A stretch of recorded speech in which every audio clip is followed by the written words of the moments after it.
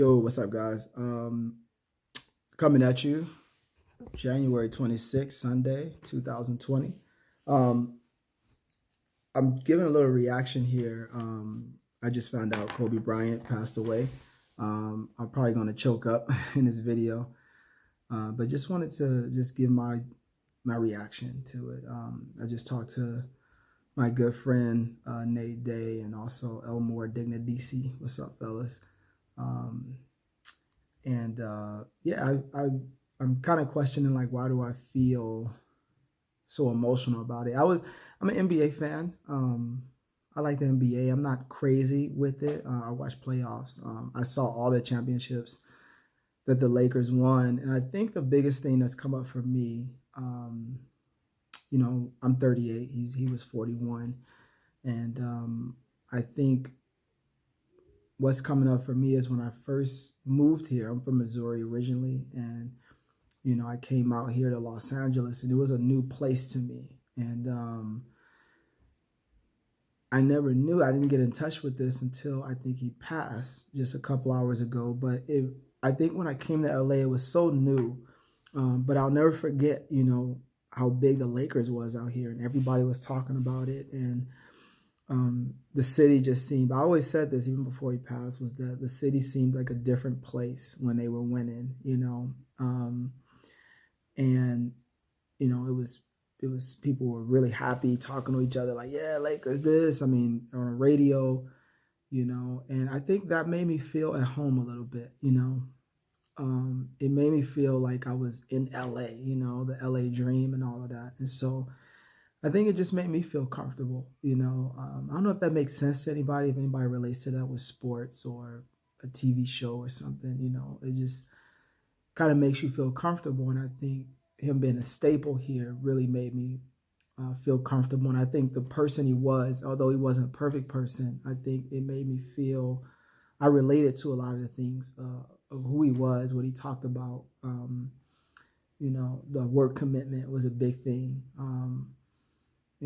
Just, being the best, being the greatest at what you did, being a young black man, um, pursuing different things that he wanted to pursue, whether in basketball or outside, was really big, and I feel like I related to that in a lot of ways. And again, this stuff I really hadn't thought about until he passed, and I had all these emotions, and I'm like, man, why do I feel so emotional about it? And I think that's what it was for me. I saw that in him, and I think those parts in him I really respected and wanted to imitate. It's funny, I have a mobile dance company, and I remember teaching private lessons in Newport Beach. And every time I was in Newport Beach, I'd be like, man, Kobe's out here somewhere, and I really enjoy going out. Anytime I have to drive out there, I always enjoy being out there, and I always thought that. And that thought brought me comfort in a weird way. I don't know why, but just to know that you're kind of in the same place as this really successful young black man um, that's working hard and doing his thing. And I remember he did, this thing on Skid Row with the homeless people. I started thinking about that, and yeah, it just really, it really hit me, and I didn't think it would hit me so much.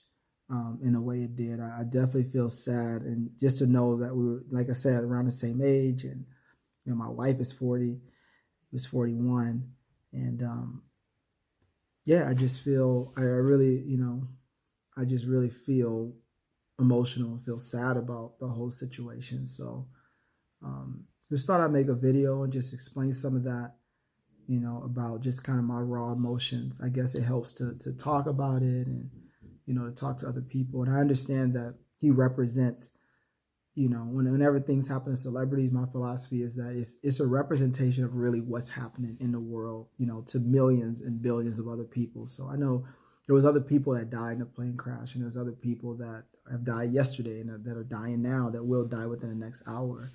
And I think, it's just a reminder, of course, that life is short. And anything can happen, and I think it's definitely a reminder, just to appreciate what we have. And one of the scriptures that I like to talk about when people die is that unless a kernel of wheat dies, it remains a single seed, but once that kernel of wheat dies, it produces many seeds. And just remembering that through death, that's how things are produced, and just knowing that the death of Kobe Bryant is going to produce some good, the death of any individual is going to produce something good is comforting. And that gives me comfort, to know that through death, that God allows good things to happen. And it's so funny when he died, I just felt like I wanted to talk to somebody. I called my boy Nate, and we had a really, really good talk. And I haven't talked to him in a while. And I called my boy Elmore as well, and we talked. And I tried to get in contact with some of my other friends as well. And I was just like, wow, already I'm pretty sure people around the country and around the world are doing the same thing, calling their loved ones and getting connected. And I think that's what death does. It gets people to connect when they otherwise wouldn't. And it takes people, it's unfortunate that, it takes people dying for people to be connected and for people to get it and for people to reach out to somebody.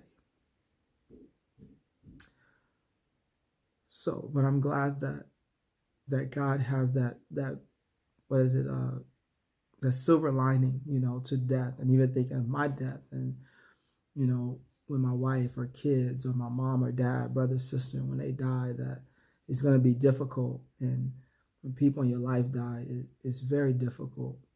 But I'm comforted by the fact that it's going to produce some good, and death, it usually brings people together. So I would say take this opportunity, if you feel the same way as I do. I know everybody is not a sports fan, and or some people like whatever, and that's understandable. I've been the same way about other celebrities or other people like that I don't know, don't have a connection with.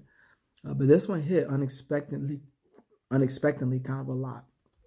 So, yeah, if you have anybody in your life that's passed, or in the future when people do pass, just remember that God has built a silver lining into death. That there is, in order for things to live, in order for good things to happen, there does have to be death. And I think that's what I'm going to learn, take from this, is just an opportunity to reach out. I think immediately this kind of taught me like, wow, I need to be reaching out to my boys a lot more than I am now, and yeah, it's just a wake up call. So yeah, that's my reaction.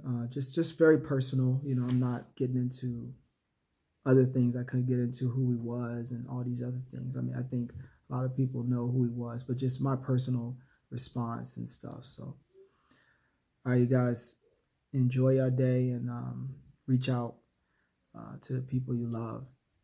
All right, everybody, peace.